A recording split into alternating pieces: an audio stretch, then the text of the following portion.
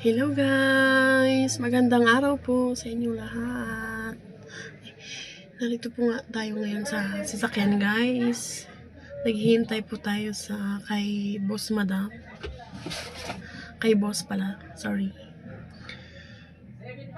Sumama tayo kay Bossing na magtinda ng karot na nabunot namin kahapon. Alam nyo ba guys, ang dami. Ang daming karot guys. Kaya asahan natin yung presyo niya mababa. Pero push lang yan. Push lang yan.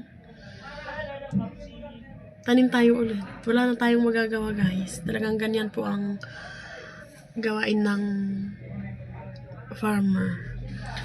Bumagsak man, babangon ulit, ganon. At sana nga wala nang bagyo kasi nagtanim pa naman kami ng patatas guys. Kapag binagyo yun, wala, bankrupt na naman. Wala na tayong pampuhunan sa susunod guys. Ang hirap-hirap po talaga ng magiging farmer. Kaya guys, kumain kayo ng gulay. Sa pamamagitan nun, matulungan nyo kami mga farmers guys. Kumain lang na kayo ng gulay.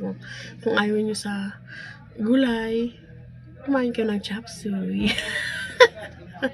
Charot lang.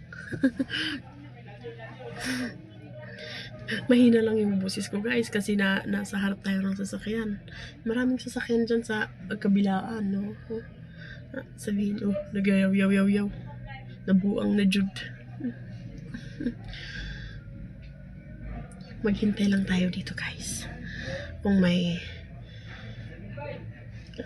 mag-iimbita sa atin na. Oh, pantap kain na. Ay. Update ko kayo mamaya guys kung makakauwi na kami. Pero guys, pa-subscribe naman sa atin guys. Bagong simula lang po ako sa YouTube. Nagsisimula lang po. At sana pa-subscribe naman po dyan. Kailangan po natin yung mga organic at parang gulay lang. I'm back. Okay. Nakita ko si Boss Madam dun sa likod. Alam nyo guys, ngayon lang kami nagkita ni Boss Madam. Kasi nga ngayon ulit kami nagtanim ng carrots. Kaya, iba kasi yung disposer sa carrots. Natakot ako sa kanya guys. Parang galit. Parang galit yung mukha. Yung pagmumukha na parang galit ba? Pero okay lang naman pala guys. Kailangan nating makibagay sa mga disposer natin. Kasi nga, sila ang mas may alam magtinda ng carrots.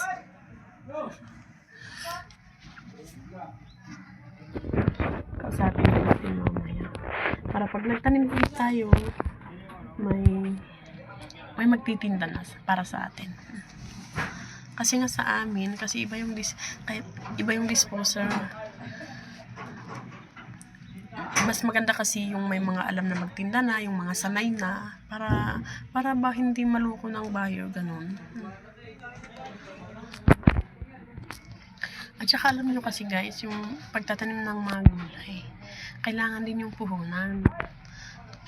Kailangan ng similya. Ang mahal-mahal ng similya ngayon.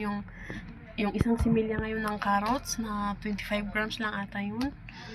Mahigit 1,000 po. 1,2, 1,3, ganun po. Depende po sa variety. At pagkatapos nun, bibili ka pa ng mga abono.